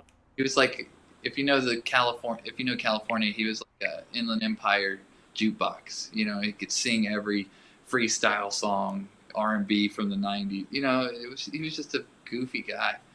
But with Road to Nowhere, we'll see. What makes Road to Nowhere different from Forever Now is like there was a lot more. There was Sean. It was kind of like a crew video. Like editing he was physically doing editing, but me and Sean were like right over his shoulder, like, no, put that in there. We were all like kind of collaborating, and the Westminster House, because he would edit like in the garage, and everyone's just like partying in the garage. You know what I mean? Or coming up and looking what he's doing, like, oh, that's cool. So it was more of that's why it's so radically different. Like, I think all like me and Sean's primarily involvement with it too. Like, it was very much like a friend video. You know what I mean? It seemed that's how a lot of the Negretti videos kind of came off. It just seemed like him, like everything from like Road to Nowhere all the way up until Regardless. It just seemed like he surrounded himself with people who he liked to be around, and just like a lot of the times he would be introducing people to skating, or people whose sections you hadn't seen before. Like, I think he gave Hollywood his first section, and maybe Sean Santa Maria as well. So yeah, he kind of put his twist and how he saw the community through his videography, which was really cool. What was it like filming Road to Nowhere? Road to Nowhere, those were some fun days. That video. Skating wise, it probably didn't take me that long to film. It took way longer time wise, because I was just you know, living life. You know what I mean? You know, having fun, too much fun sometimes. You know, and hanging out with my wife. You know, and just running around California. You know, being, you know, from Port Lavaca, Texas. Now I'm in Hollywood. You know what I mean? It was, Yeah. so you know, it was sporadic, and you could tell in that section, like you could tell the older footage, Solomon's, you know, and then there's some USDs in there, and then some Rosies, but yeah, but all fun. So, so at some point, I also want to talk about skinny pants, but I think we talked enough about clothing in blading, but I think you were like one of the earlier skinny pants guys or tighter pants. But I'm also wanting to talk about Rosies. So you said when you were involved with the Rosies, like you were trying to bring the Fifth Elements back. Well, it was more like, so at first, or like, what, I forget the year, what, 2005, it was supposed to be like a shift change. Like, you know, Charles is now going to be like basically team manager, creative director in a sense. You know what I mean? Mm-hmm. So he was like, you're going to be pro, you know, you're going to be one of the pros. And I was like, cool, you know, whatever. And then we were talking about pro skates, and like, well, you know, what would you want and all that. And John was there too, Julio and all that. And I was like, dude, the Fifth Element, the prototype one with the bone white on the top and everything all black with the red Rosies on it. And John said something like, I don't think you can make that UFS. And I was like, you can make anything UFS. You know what I mean? You just cut off those triangles and there you go, put a sole plate on. Right. But then, you know, I'm not thinking of cost of changing molds and all that kind of stuff. And I didn't exactly push product. So I'm not going to, you know, I'm not going to get people to go. But then again, this, like Charles, I don't know what happened with that. Charles just didn't, all of a sudden he wasn't the team manager / creative director anymore. And then I was only being offered a AM spot, you know, they were like, oh, we only have $500 a month, you know, for, you know, AM spot. And I was like, well, I'll just take the 500 and just put me on the pro. You know what I mean? I don't need money. I got a job. And they're like, no, we can't do that. And I don't know why, but that's just how it went down. I was like, well, I got a pro wheel. I can't go to be an AM over here and pro over there. I'll just, you know, I'll buy skates, you know, if I have to or whatever. Well, I won't have to buy skates, but you know what I mean? Like, yeah, no one's going to make $1 million off skating anyway. That a few $100 a month isn't going to like make or break anything. Yeah. Who after Charles was the team manager, who became the team manager? Well, I believe John was just handling everything at that point. I'm not sure because they're based out of San Francisco. Oh, okay. You know, the U.S. distribution. So I don't know. Mm-hmm. I mean, I never visited, so I don't know who actually worked. I know, you know, because before, like, John Starr was involved with Volo, and I don't know. I mean, but, you know, I know he was covering both bases, so whatever, you know what I mean? Mm-hmm. But who knows? Who knows if it was Massimo saying, no, we need 2 AMs, 3 pros, or I don't know. No, someone didn't vote for you. Yeah. Somebody on the team voted no. Yeah, again, it's always that one person. You'll see this as a sequence of events that have the same turnout. Yeah, you're not the first person who said they wanted to bring back the Fifth Element too. Was it Charles? I don't remember if it was Charles that was on a recent episode who also said, when, like me, or whenever we were doing the whole Rosies thing together. Yeah, and it was going to be, anyways. Yeah, and I think people were saying the same thing too, or speculating when John had Valo too, that they were going to bring back, because they brought back the M12 to bring back the Fifth Element too. It's crazy how long it took to bring that boot back. That thing, that was a classic boot right there. That would have been an awesome pro skate for you too. Yeah, I'd have to Dremel it out. I remember I skated a pair when I was a kid, and I just got blisters all day long. So like, I have to figure something out. Like, you make your bed, you know. Yeah, I rode those skates like. I was in Australia and Gav Drum had a fresh pair of the white, same ones, the cream ones or whatever they were. And I was like, I never rode these skates. Can I try them? And I rode them and they were like really, really good. Like way better than I expected, even compared to like today's standards. So they should have just chopped the frame off of that sole plate and left it like that. Well, Rosie's, from what I gather, is using they have a lot of soft plastics, and Yeah, I could never skate soft plastic. I'd have to have a really hard boot, and then I ride the cuff super loose. So, Yeah. Old like school style too. I'd put a tongue on the top of my foot because I got just skinny, like long feet. You know what I mean? So it'd keep my foot in place. But the cuff, like if it was old school Solomon's, I'd do one click. Damn. Like the ones with the short, what do you call it? Little buckles. Clip. Yeah, the little buckles. But if it was the longer one, I'd a couple extra clicks away. Jeez. Damn, like the first one in, like the first. Yeah, and the first. You can see me on like checking my buckle, like on this one clip, because it'd always fly open. Like old 82 style point. There was like a line, right? Like you were doing a line and with a heel roll, and then you fixed it. Right? Yeah, it was like I did like a back fast slide, I think, on a handrail, and then I did a wall ride 180 out after the fact. Mm-hmm. And in the I just check it out. Like, old school blading problems, Yeah. All right, guys, it's ready to go. Put your skates on. Click. All right, I'm good to go. Yeah, just click, boom. But yeah, but Rossi's, yeah, I was just like, well, it's just kind of whatever. I mean, I wasn't even. They didn't feel right to me, anyways, because I'm like an in-between size in the size 9. If you took out the liner, it was the 8 boot. You could see it clearly on the stamped into the boot. So there's no way I could skate those. I'm like 6 foot tall. I can't skate it size 8. Like my toes would be all but yeah, and then the 10s are 10s. You know what I mean? They feel like boats. There's nothing in between. Mm-hmm. Yeah. And then what happened after? That's always the hardest part about blading. You know what I mean? Like finding that foot to fit, because there's like that jump between 8, 9 and 10, 10 and a half. Oh yeah. And that's like why, I mean, razors, I couldn't even, oh God, I don't know how Charles skated the 10, because it's a 10-11. It ain't a 10, it's an 11. So, but he skated those. But yeah, but before Rossi's, what was it before? No, after Rossi's. Well, I'm getting it mixed up now. Because I was hanging out with Randy Spicer, with Chris Haffey and Brandon and Trudy and like Charlie Ashby and stuff like that. We'd just go over to his condo or whatever, and we were just having beers or whatever, and we were just started joking about me getting deshies.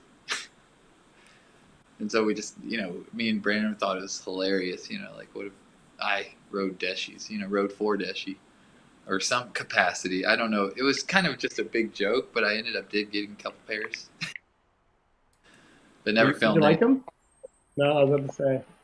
Well, the cardboard ones, no, I didn't mind those, but the pair I got, the left skate, I don't know, the frame bolt was drilled in a little to the left or right, and it just made your skate kind of go like that whenever you tried to skate. So those were automatic. I can't even skate them, literally.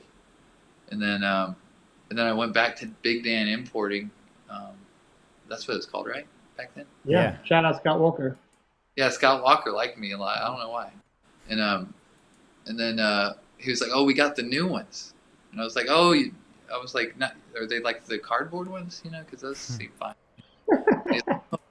These are the actual boot ones, and they were those big monstrosities. Y'all remember those things? Yep. Looked like moon boot, like literal moon boots. And I remember taking them back to Chris and Trudy's apartment and just putting frames on them and looking down and just being like, no, I can't skate this, whatever this is. You know what I mean? So I drove back, I don't know if it was the next day or the day after, and I gave them back to Scott Walker. And I was like, I can't skate these things, dude.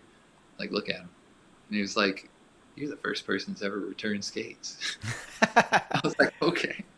But then he was like, them. I know, right? But then he was like, well, how about USD? And so then I started trying out USDs, and I just had the same problem with a lot of skates. They just weren't comfortable. I got blisters all the time. I had 3 or 4 pairs. But yeah, he was like, yeah, you should ride for us, blah, blah, blah. And that would have been random, But did you ride for anybody? After Solomon, no, not not in any capacity. No. You mean after Rosie, right? Well, I didn't ride for Rosie's. It was just like in the talks. You know what I mean? Uh, Okay. So this was Yeah, like after Face the Music time, like you were being spoken to about coming into Rosie before. before. Yeah, that's I Okay. still have in the video, like couple in the intro or something. But yeah, it just didn't, like didn't work out. But I didn't care. I mean, I did want to possibly get a pro skate or shoot ads and film for video and stuff like that, but didn't happen.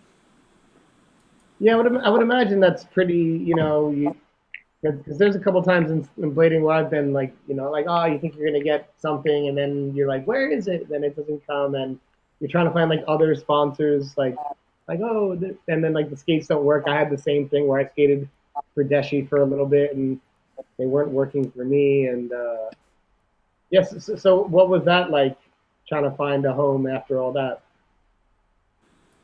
Um, yeah, it was just trying to find something like sustainable that was comfortable. Which, I mean, I'm picky. I'm not gonna lie. Um, I have preferences on it, opinions on everything, as you can tell already. Um, but yeah, it was tough. And then Farmer gave me a couple pairs, or he gave me a pair. Well, later he gave me another pair, but a pair of Shadows. And I tried those, and those just didn't feel right either. Um, but that's towards the end, like whenever I was kind of mentally getting out of it, anyways. And what was kind of pushing you to mentally get out of it? Like, was it that, like the frustration of like trying to find like the other things and things not working out, or just like you were getting just to like certain, like what was the thing that helped push that? It was just, I mean, I was just changing. Um, I was playing guitar all the time. You know, I've always been into music, but that was just still is like not just playing music, but reading, basically researching like what would you say, like 20th century, mid 20th century American music. Blues. Uh, from punk to Delta blues, certain types of country and all that. Just reading, and my focus was just kind of gone. You know what I mean? And then, one day you wake up and you're just kind of like, oh well, I'm not really feeling it anymore. You know what I mean? Oh, y'all don't know what I mean, but we've heard No, stories. no, I've definitely had periods in my life where I've had you know, I felt like I was forcing it sometimes, where like the inspiration didn't feel like as natural, but like I also felt like, what, like I was like, oh, I'm pro, I should keep going. Or I've had moments where I've like been more involved in other interests, like where like whether it be drumming or like riding bikes, like messaging, stuff like that. Um, but like I've always kind of, just because of like the friend groups, like kind of like always felt like I don't want to ever distance myself from waiting too far, because it's like kind of like has this family element. As far as I can tell, like you've kind of stayed in touch with all of your rollerblading friends, like even since you kind of departed. oh yeah, yeah. And part of the reason, I just wanted to get back to Texas and be with my friends, like my other friends, outside of rollerblading, because I'm like whenever I still lived in Texas, like I still hang out with my high school friends. Our high school group always hangs out. We get together, play music, and our kids run around together. It's awesome.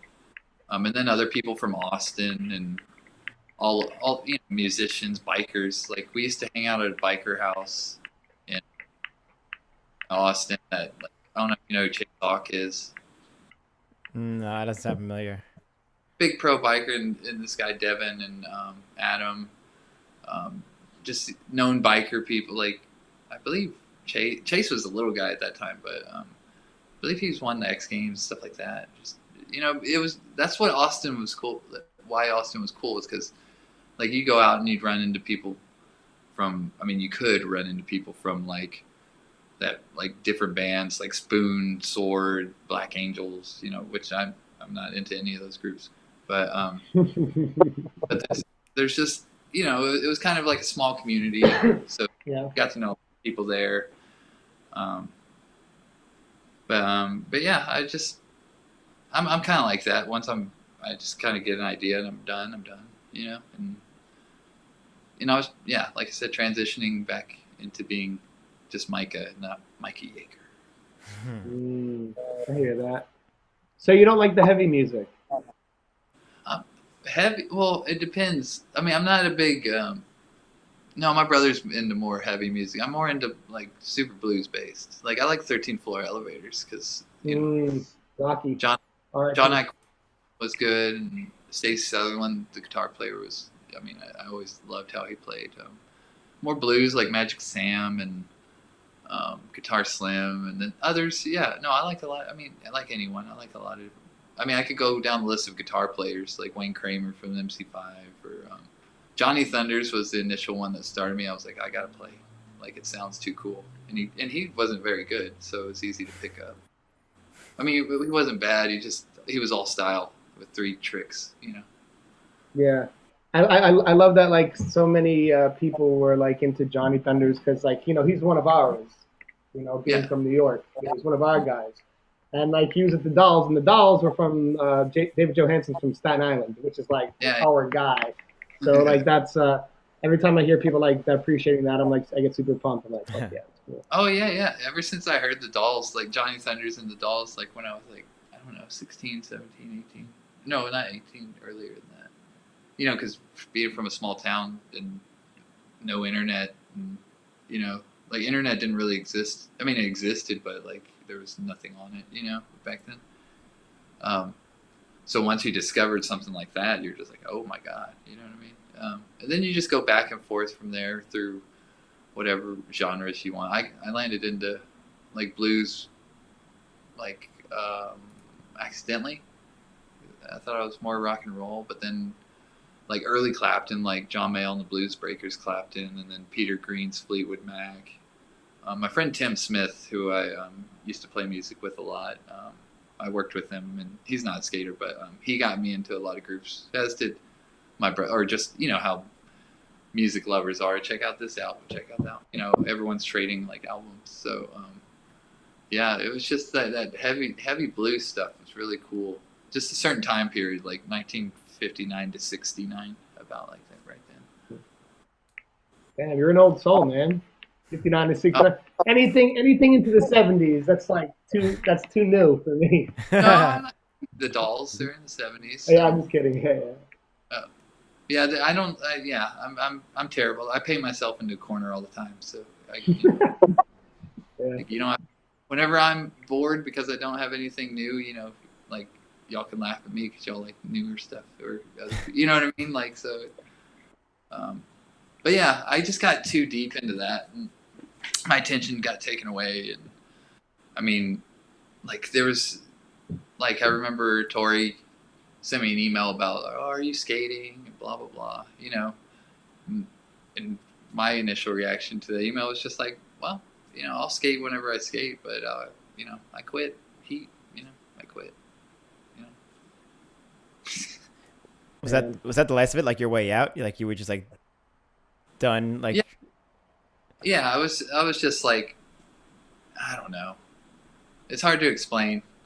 But it was just one of those things. Like creatively, I guess I thought I could do. I thought I'd done everything I could do, not just skating wise, but maybe like whenever I was trying to start that wheel company in Rat Tail. Like John approved it, but then it got vetoed. But yeah, I was gonna start a wheel company next to 4x4. What was that about? And who vetoed it this time? Who voted against you this time? I think it was Brian, I think. Yeah. I mean, but Makes sense. I mean, whatever. You know what I mean? I mean, they weren't. From what I remember, I was like, I'll pay for the wheels. You know what I mean? Like for like how much we're just gonna do Anno Rockers first, generate some money. I think it was like $1,000 for like 2,000 wheels, something like that, or I can't remember. But yeah, and then I was just like, yeah, I was going to start that. Chris Farmer was going to quit Mind Game, and Ollie was going to quit Heat with me, and that was going to be the team with someone else. Yeah. You ended up on Heat though, but Heat became one of the baddest wheel companies out. That Heat Well, team video was awesome too. I got on Heat in like 03, and then this was like 06 that I was going to do this company through Red Tail. Oh, that was after. Okay. It was in the early stages. I mean, it was like I was about to send ideas to Jeremy to print. I mean, to actually make artwork because Jeremy was going to do the art for it, but radically different than what he did for 4x4. It was going to be a totally different company. Mm-hmm. But yeah, it just didn't work out. You know, no. It is what it is, you know. No regrets? Regret? Oh. No. It's like that tattoo meme, that regrets, no regrets. Oh, yeah. I'm trying to think. I don't know.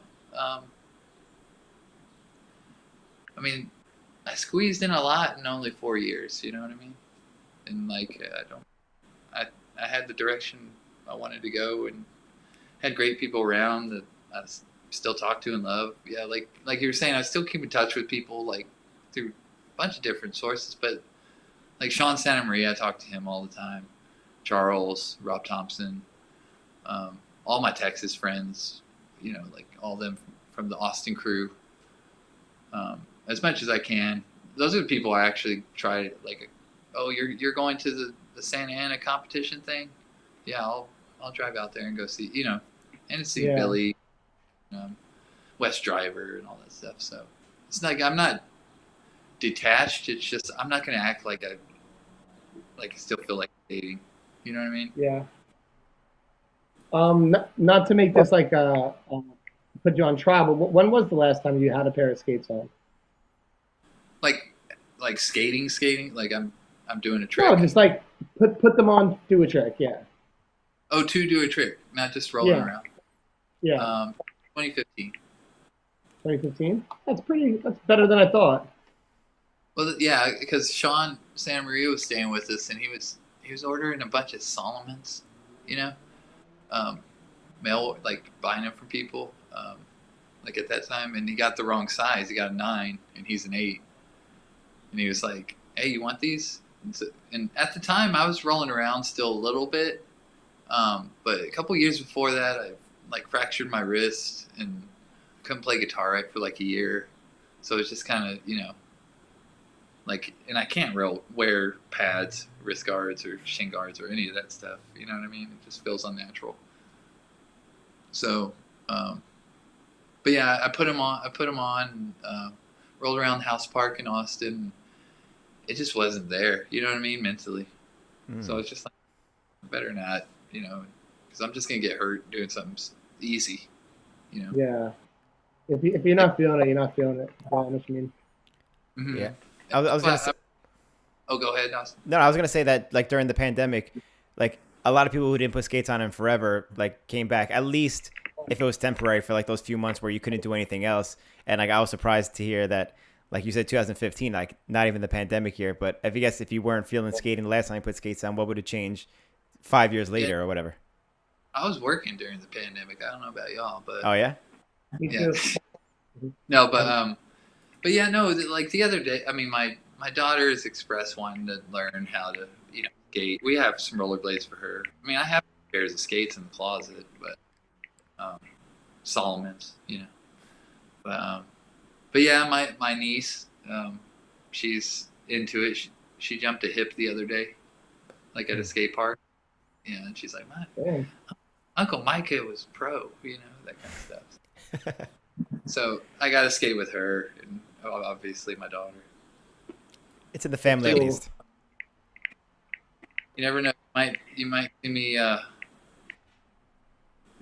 just, you know, I don't know, being all washed up in a video. You never know. No, but hey, Rob's skating, so that's crazy. Yes, I saw that. Mm-hmm. Yeah, so old gray fox over there. Yeah, Silver Fox, dude. He's oh yeah, he's Silver a good Fox. skier too. Yeah. Oh yeah.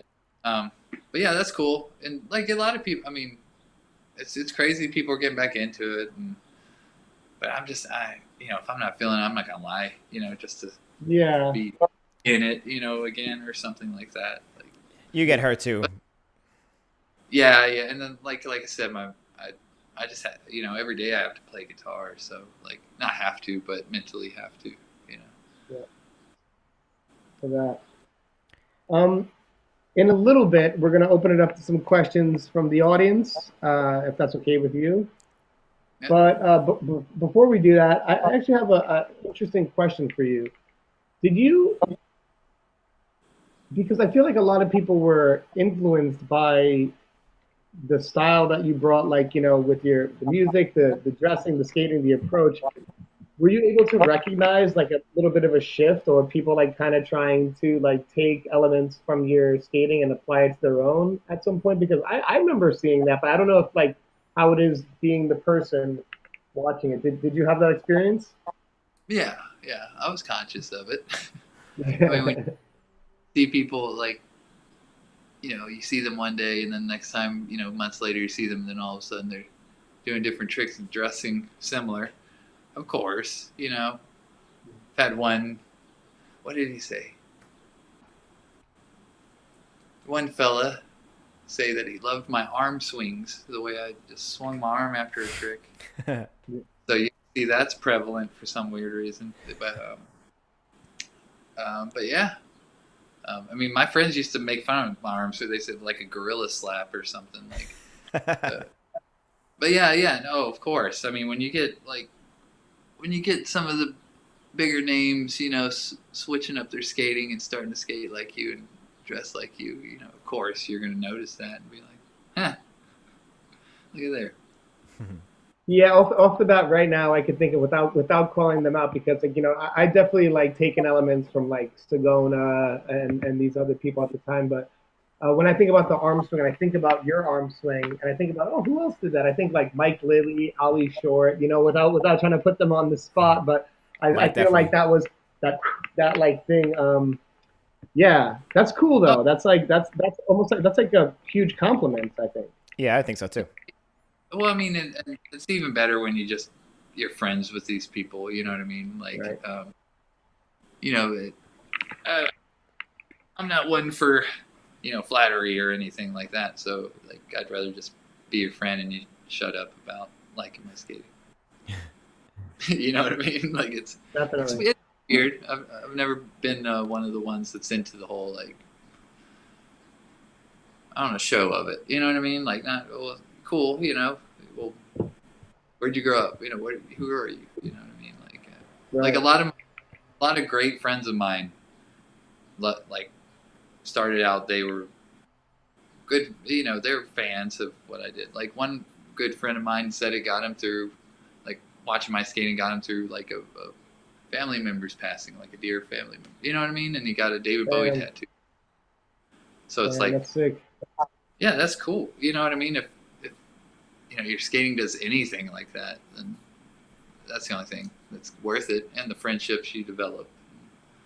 Um, Totally. but yeah, it's cool. It's flattering. It's interesting. You know what I mean? To have a change. Like I'd say me and Charles though. Because Charles has always done his own thing too, and there's other people that just aren't like uh, for whatever reason they just didn't get up there or just didn't translate. Like Mark Sin, Mark Sin's just wild.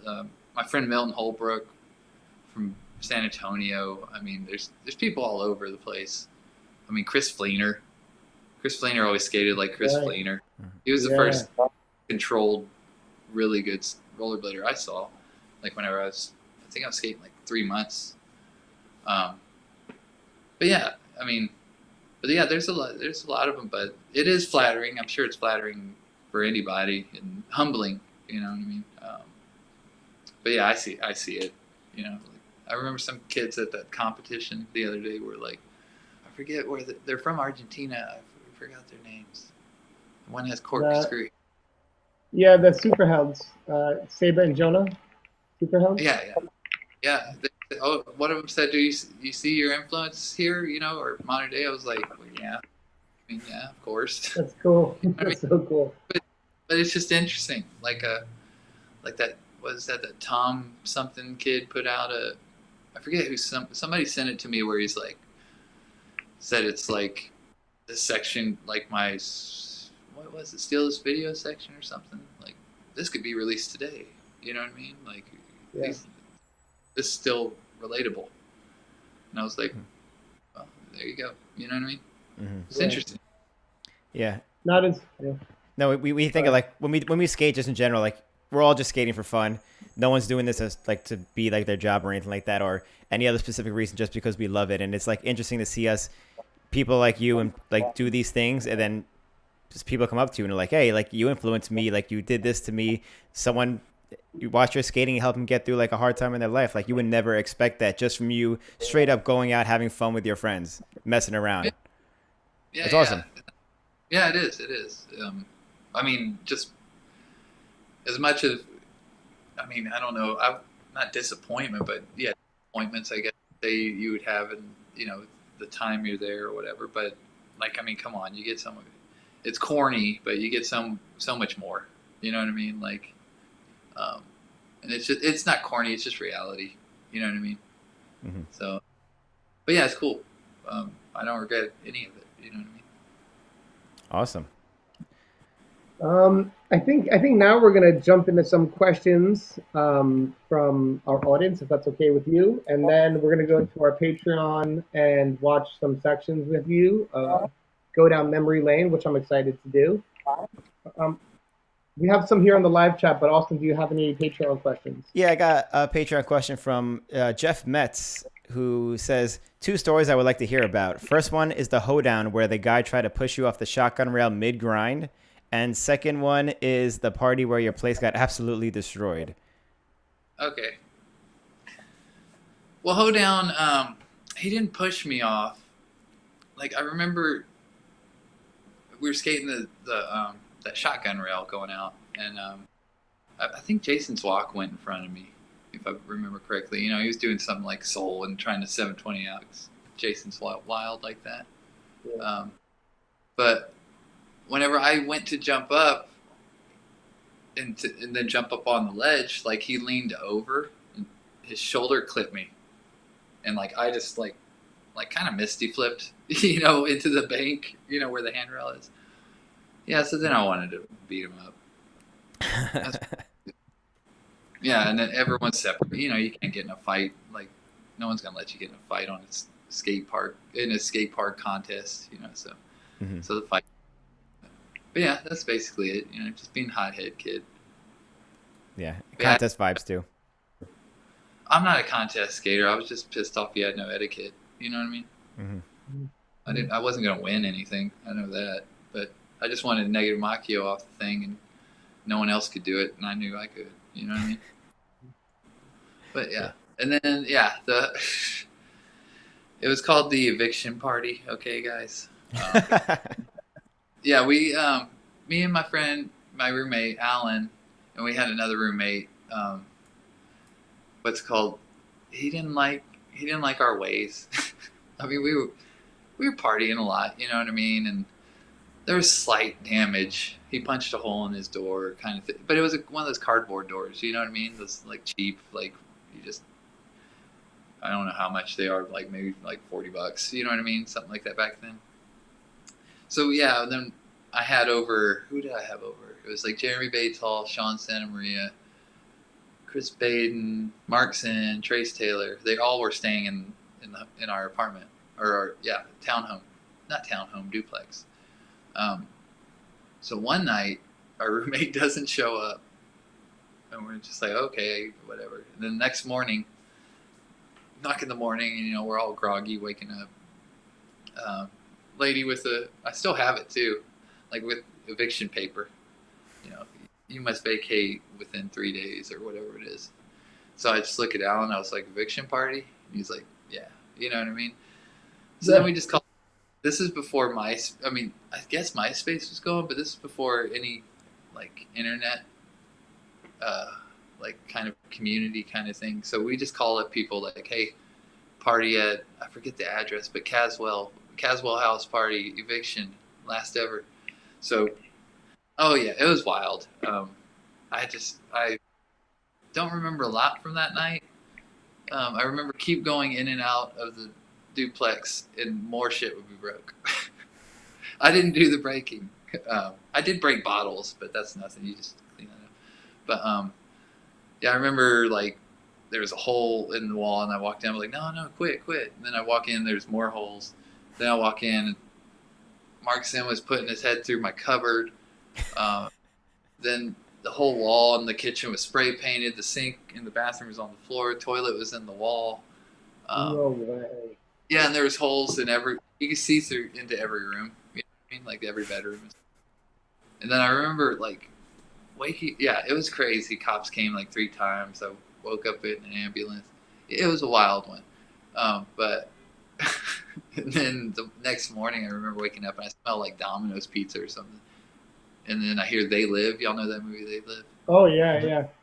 Yeah, They Live's playing, and I'm just like, oh, okay, that was just like crazy dream. And like I wake up and they're just sitting on stacks of drywall, like off the wall. They're just watching They Live eating pizza while like, oh shit, it happened. Yeah, so that's it was pretty wild. There's like hundreds of people there, and in a small 2-bedroom duplex. How did that play out? Yeah, it was like $4,500 damages.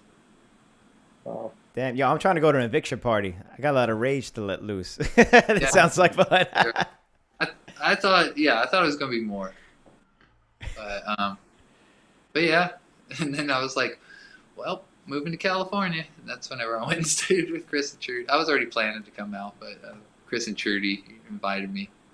They're like, come stay, because I hung out with them. They were like, come stay on our couch, blah blah. In Long Beach? What's up? Was that in Long Beach? No, this is Corona. Corona. Okay. Yeah. And they were, I've had so many people that were super nice and helpful, so love you guys. Yeah. Cool. But it was fun. Trudy just put a good comment in the chat right now. I believe this is Trudy. He says, tell Micah to tell you about when BCam throw him over the wall. Oh, yeah. It's just dumb drunkenness. Like, just telling him, well, throw me, and then I bet you can't throw me over the wall. Yeah, and then he basically did. And I was like, laying in the dirt. And, it was when we were dumb and young and wild. And, yeah. But I had too many dumb experiences. I mean, when you're drinking, you're listening to Guns N' Roses, Night Train over and over, drinking 2 bottles of Night Train and just going out wild. Fun times. So, the glory days. I got some live chat questions. Austin, do you have any more on the Patreon? There's no more in the Patreon, and I don't think we have any super chat questions. So, do you have anything lined up? Any regular questions? We'll take 3 or 4 of these, and then we'll get into the sections. So, Everett Cohen says, "Are there any skaters you currently watch from the newer generation that you like?" I don't really watch skating other than like my friends, like all the Austin heads. They'll put out, like now they got that jumbo thing, and I've watched a couple of those. But Andrew Broom, Andrew needs a skate. Where's his pro skate? Jeff Akers, Andy, where's his pro skate? Andrew, if I had to say anyway, and he's not new. He's like 10 years in the game already. Yeah, for a while, yeah. Yeah, but yeah, Broom. I like anything Broom does. Andrew. All my friends. But I'm just so not ignorant. I'm just disconnected a little bit. Yeah, any extra time, I'm not gonna watch roll. I'm gonna read. You know what I mean? I don't know. I'm gonna nerd out in another way. Yeah. Cool. Sean Michelson says 2 questions. Even though you stopped skating, do you keep up with it online? I think we just answered that. Oh, and if so, who's your favorite skaters? I'm sorry, we just kind of did that question, so we'll move on to another one. Montgomery Monster says, can you talk about the true negative acid to top acid that was in your reject section? How many tries did that take? Yeah, that was like your ender, I think, in the reject section. No, it was just in there. Okay. That was that section where basically Sean Engler called me up. He was like, we have a hundred or not 100, a minute and 29 seconds, footage. We want to put it out as a section. And I was like, okay. And I looked on my iTunes, and now I want to sniff some glue by the Ramones. Was exactly that. So I was like, use this. It's a funny song. But no, like I would how do I even put this? Well, whenever I was skating, if something took me more than like 3-4 tries, I was over it. So like none of the tricks usually were ever longer than 3 to 4.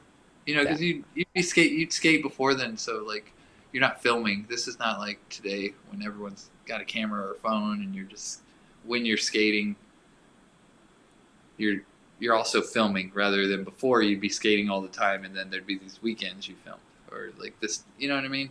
So it's like you're already like, the muscle memory's already there, all that. But I just saw it, as far as the trick wise, I was like, that's gonna look really cool, and I don't think anyone's ever done it or can do it.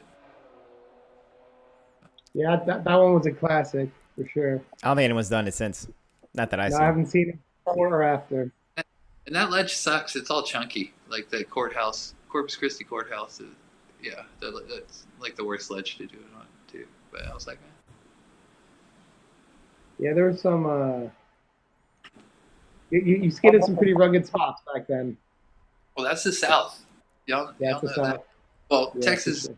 South, but like it's in California with you're like, I don't know, it's like the handrails are like for little people. They scare me, man. It's too low. Yeah. Like really, like I mean, you go to some of these whenever I was young, and you go to these spots, and you just be like, the thing would be on your like right below halfway on your hip. I mean, not your hip, your thigh. And then, in Texas, Alabama, like you're lucky if you get one at your hip. You know what I mean? They're Like, big ones. So True. Okay, we'll take one more, and before we move on to the Patreon section of this interview, Max Power says, "Do you have any crazy Rob Zabranek stories from like back in the day?" I'm guessing. I mean,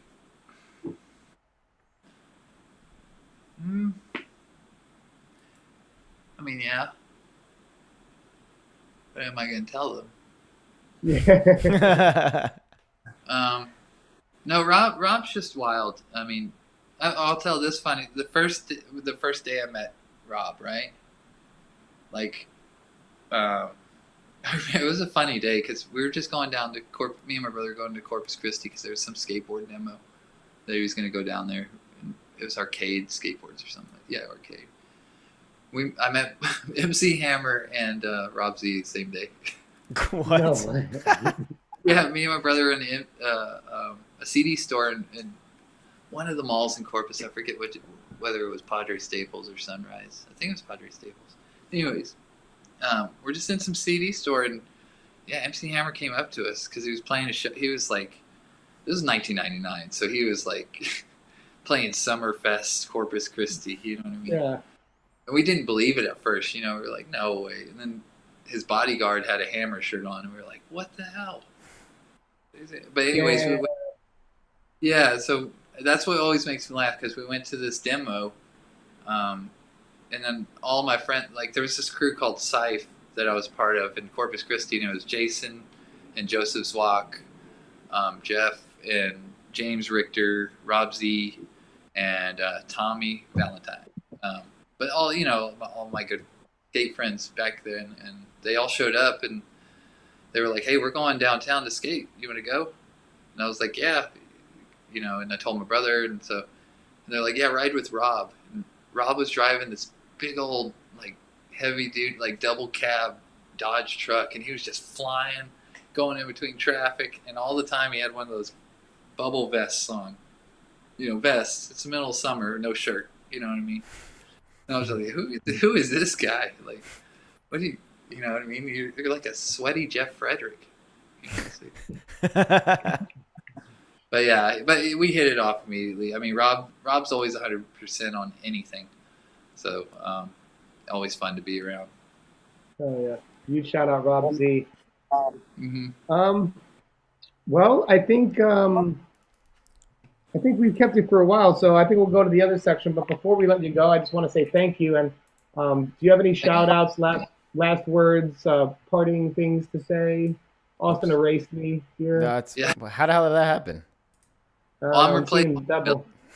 Why is this big? what I wanted to say. There's always something that's going on here. I don't Oh, know how yeah. that happened. You must have pressed a button to do that. Yeah, I don't know. I don't think I pressed the button, but we'll leave it on Micah for now while we finish this. Oh yeah, I wanted to say yeah, of course, thank yous to both my parents. They're very supportive, and my mom actually told me don't get a job until you have to.